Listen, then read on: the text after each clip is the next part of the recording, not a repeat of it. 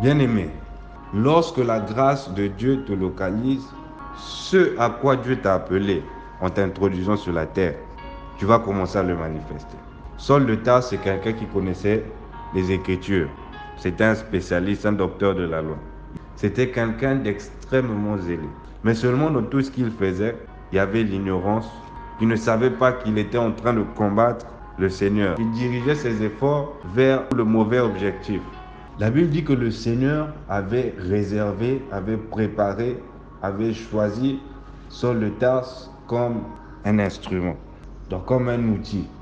L'outil, déjà vous le savez, vous connaissez l'image, l'outil, quel qu'il soit, un instrument quel qu'il soit, est au service de son utilisateur.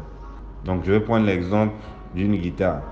On a beau avoir une guitare chez soi, tant que personne ne vient l'utiliser ou ne sait l'utiliser, ne sait comment l'utiliser, cet instrument ne servira absolument à rien.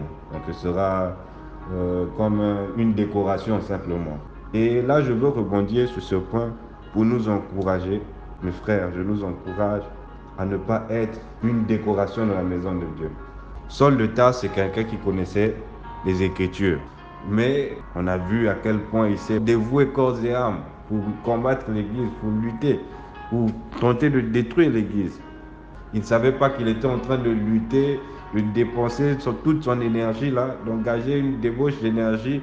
Il ne savait pas qu'il était en train de combattre l'Église corps du Christ.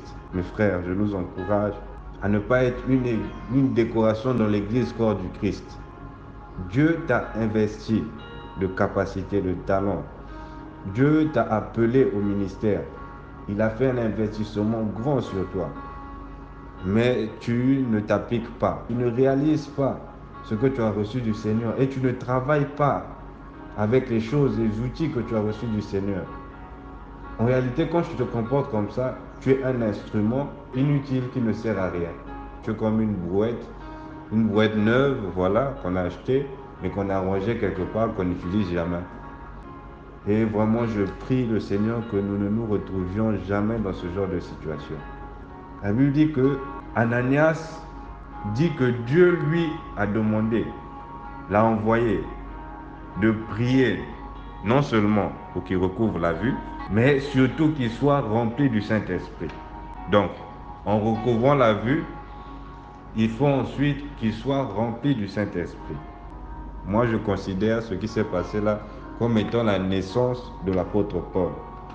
Donc, Saul de Tarse mourait pour donner naissance à l'apôtre Paul, qui avait l'intelligence renouvelée, son identité changée. Il n'avait plus la même vision qu'il avait des Écritures. C'était quelqu'un qui connaissait la parole. Donc ça veut dire qu'il enseignait en tant que docteur. Mais cette fois-ci, son message, sa prédication avait changé. Il prêchait, il enseignait pour mettre en valeur Christ, pour présenter Christ, présenter l'évangile, donc la bonne nouvelle aux nations, que